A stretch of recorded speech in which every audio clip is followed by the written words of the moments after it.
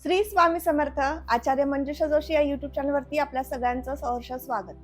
आज आपण समजून घेणार आहोत कुंभ राशीच्या जातकांना, अर्थात तुम्हाला एप्रिल हा संपूर्ण महिना कसा असणार आहे. या एप्रिल महिन्यामध्ये कोणत्या दोन गोष्टींमध्ये सावधगिरी बाळगायची आहे, त्याचबरोबर वैवाहिक सौख्य, वास्तूचं वाहनाचं सुख कसं मिळणार आहे, तसेच शिक्षण घेताय तर शिक्षणामध्ये यशदायी स्थिती आहे का, याबद्दल संपूर्ण माहिती शास्त्रोक्त पद्धतीने ज्योतिषशास्त्राच्या आधारावर तुमच्या राशी कुंडलीनुसार आपण घेणार आहोत. जन्मलग्न कुंडलीनुसार तुमच्या वैयक्तिक पत्रिकेचं विश्लेषण करून घेतल्यानंतर तुम्हाला अधिक माहिती जाणून घेता येऊ शकते. त्यासाठी खाली मी माझा व्हॉट्सअप नंबर दिलेला आहे, त्यावरती यायचं आहे, जन्मतारीख व जन्म ठिकाणी माहिती नोंदवायची आहे आणि तुमची अपॉइंटमेंट बुक करून घेऊ शकता. चला तर मग माहितीला सुरुवात करूयात. प्रथम स्थानापासून. लग्नस्थान जे तुमचा आत्मविश्वास दर्शवतं. लग्नस्थानात राहू आहेत. राहू आता सध्या स्थितीमध्ये ऍक्टिव्ह झालेले आहेत. प्रथम स्थानातील राहू हे आता प्रकर्षाने तुम्हाला शुभ अशुभ फळे देण्यास सुरुवात केलेली आहे. त्यामुळे राहू लग्नात आले की अनेक विचार, अधिक प्रमाणामध्ये तुम्हाला थोडंसं स्वभावामध्ये दुटप्पीपणा, असे काहीसे अनुभव येत असतील. लग्नात राहू आहेत, लग्नेश शनी असत आहेत, त्यामुळे या संपूर्ण महिनाभरामध्ये थोडेसे वाद, मतभेद, कलह या सगळ्या गोष्टीतनं जावं लागू शकतं.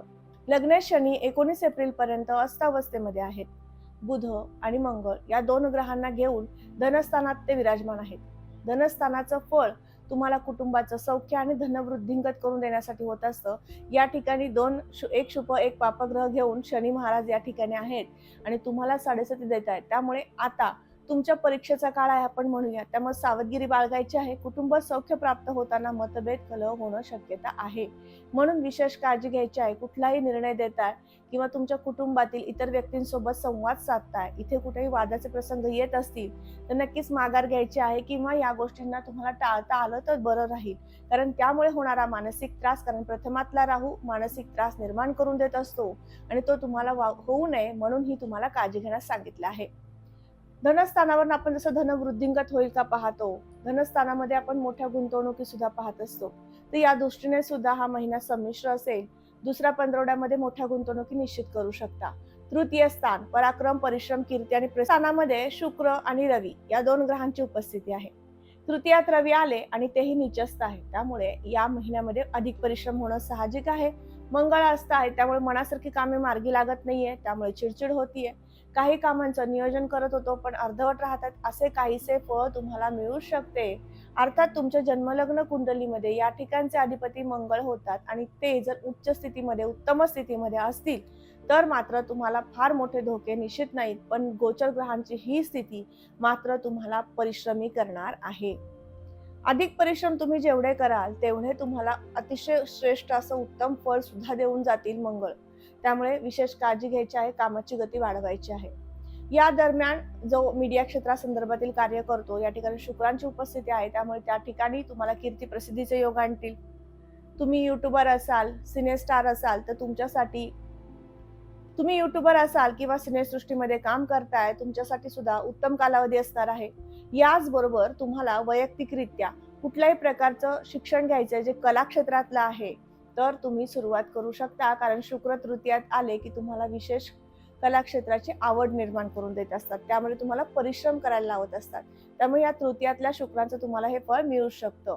चतुर्थ स्थानामध्ये शुक्रांचे रास आहे. शुक्रांचं गोचर हे दुसऱ्या पंधरवड्यामध्ये चतुर्थातनं होईल, त्यामुळे तुम्हाला विशेष चांगली फळे काय मिळतील तर तुम्हाला स्वतःला आत्मविश्वास प्राप्ती, स्वतःच्या सर्व प्रकारच्या सुखांना प्राप्त करून घेण्यासाठी महत्वाकांक्षा, जिद्द या गोष्टी ते घेऊन येतील.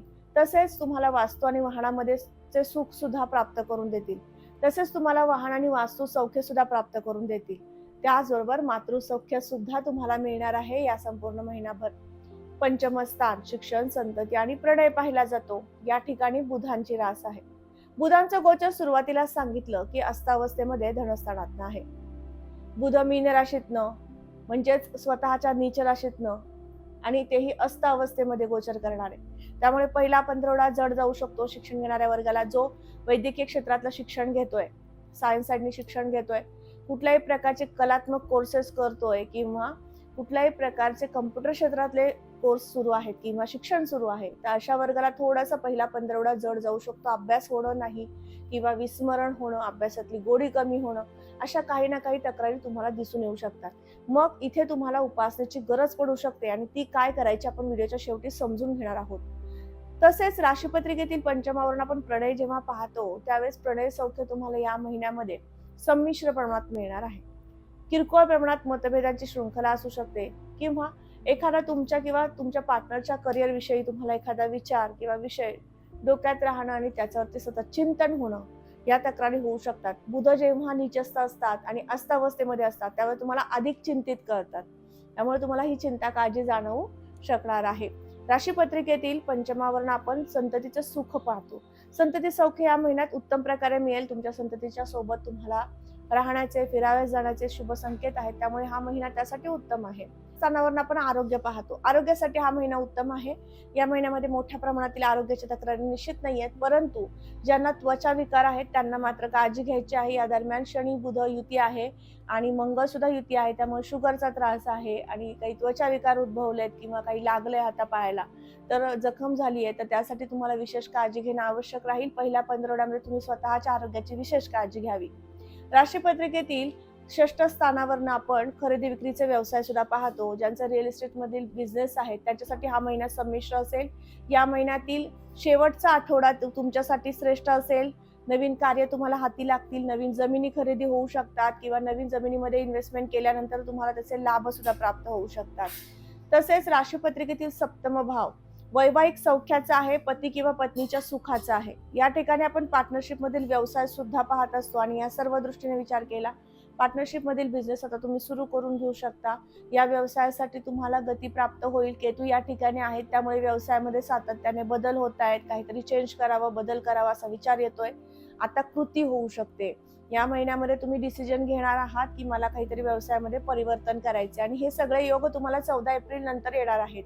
कारण या ठिकाणचे अधिपती रवी होतात आणि रवींचं गोचर नीचस्थ होतं, त्यामुळे गेला 1 महिना तुम्हाला या सगळ्या गोष्टीतनं जावं लागलं. बऱ्या प्रमाणामध्ये तुम्हाला डिसिजन घेता आले नाही. व्यवसाय वृद्धिंगत कसे करायचे त्यासाठी काही मीटिंग्स प्लॅन करायचे, काही लोकांसोबत भेटीगाठी घ्यायच्यात, तर यासाठी सुद्धा तुम्ही संभ्रमित होतात की ते कार्य होईल की नाही किंवा मला ते सगळं माझ्या मनासारखं त्या गोष्टी मला साध्य करून घेता येतील की नाही. या संभ्रमातनं तुम्हाला आता केतू बाहेर काढतील, कारण या ठिकाणी केतूंची उपस्थिती आहे. तसेच ज्यांना विवाह करायचा आहे अशा विवाह इच्छुक वधूवरांना सांगते तुम्हाला पंचम स्थानातनं गुरूंचं गोचर आहे. पंचमात गुरु आले की तुम्हाला विवाह सौख्य प्राप्त करून देऊ शकतात, कारण पंचमातला गुरु हा प्रणय पण देतो, पार्टनरचं सुख देतो, लक्षात येऊ शकतो. शनी महाराजांची 7.5 तुम्हाला सुरू आहे. 7.5 मध्ये विवाह होत नाही असे नाही, विवाह होतो, परंतु त्या विवाह जुळून येण्यासाठी तुमच्या सप्तम पत्रिकेतील 7म स्थानाची स्थिती सुद्धा उत्तम असणं आवश्यक असतं आणि ती जर उत्तम असेल तर या दरम्यानच्या या गुरुचं आणि शनीचं तुम्हाला चांगलं फळ मिळेल आणि विवाहाचं कार्य सिद्धीला जाऊ शकतं. राशीपत्रिकेतील भाग्यस्थान शुभ संकेत दर्शवतं, नवीन कार्याची सुरुवात दर्शवतं.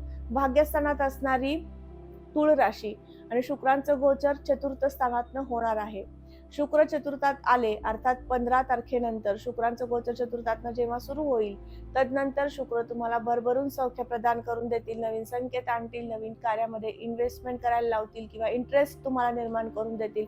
वास्तू वाहन खरेदी करावं, वास्तूला सुशोभित करावं, वास्तूमध्ये काही शोभेच्या वस्तू खरेदी कराव्यात अशा काहीसे विचार देतील आणि त्यासाठी पैसा खर्च होऊ शकतो. राशीपत्रिकेतील भाग्यस्थान हे भाग्य आणि शुभ संकेत जसं देतं तसं नवीन कार्याची सुरुवात करून देत असतं. मी तुम्हाला सांगितल्याप्रमाणे या महिन्यात तुम्हाला तुमच्याकडनं एखादा नवीन व्यवसाय किंवा नवीन नोकरी सुरू करून घेण्यासाठी शुभ संकेत आहेत. राशीपत्रिकेतील दशमस्थान व्यावसायिक वर्गांसाठी पाहिलं जातं. ज्यांना कुठल्याही प्रकारचा व्यवसाय करायचा, वडिलोपार्जित एखादा व्यवसाय पुढे घेऊन जायचा आहे तर अशांसाठी सांगू इच्छिते नक्कीच प्रयत्न करायचे आहेत. या दरम्यान तुम्ही व्यवसाय सुरुवात केली.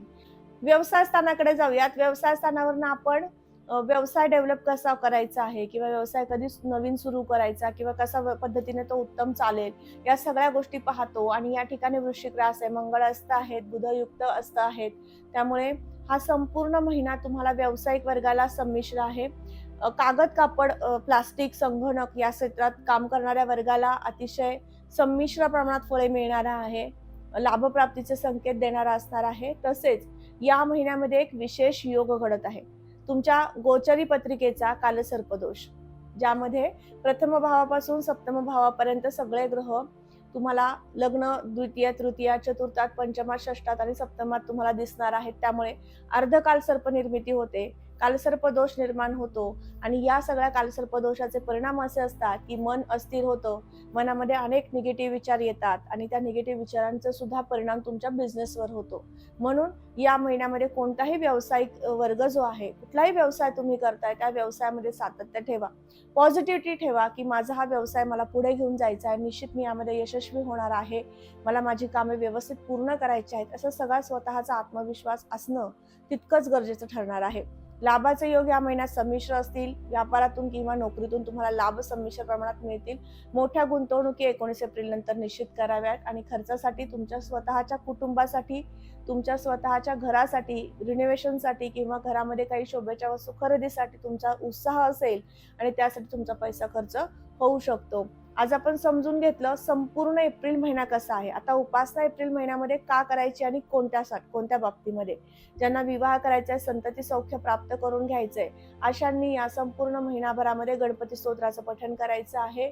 तसेच दत्त महाराजांची सेवा उपासना करायची आहे. त्यामध्ये दिगंबरा दिगंबरा श्रीपाद वल्लभ दिगंबरा या मंत्राचा जप करू शकता किंवा औदुंबर वृक्षाला जलार्पण करू शकता, औदुंबराची सेवा करू शकता. या दृष्टीने सुद्धा तुम्हाला दत्त सेवेचं फळ प्राप्त होईल, गुरुसेवेचं फळ प्राप्त होईल. स्वामींचं नामस्मरण करू शकता, यामुळे सुद्धा पंचमातील गुरुचे अधिकाधिक चांगली फळे मिळतील. पंचम स्थानामध्ये गुरु आहेत. पंचम स्थानातील गुरु संतती, संपत्ती, विद्या, ज्ञान प्राप्त करून देत असतात. तुम्ही त्यांच्या सेवेत राहणं आवश्यक आहे. सेवा केली तर नक्कीच तुम्हाला योग्य पद्धतीने फळ प्राप्त होऊ शकतात. आज आपण समजून घेतलं संपूर्ण एप्रिल महिना कसा असणार आहे, एप्रिल महिन्यामध्ये कोणत्या उपासना करायच्या तेही समजून घेतलं. शनी अस्ता आहेत, त्यामुळे मारुती स्तोत्राचं पठण सुद्धा तुम्ही करू शकता. 7:30 आहे म्हणून सुद्धा तुम्हाला मारुती स्तोत्राचं पठण करणं लाभदायक ठरू शकतं. पुन्हा भेटणार आहे अशाच महत्त्वपूर्ण माहितीला घेऊन. श्री स्वामी समर्थ. जय जय स्वामी समर्थ. रामकृष्ण हरी.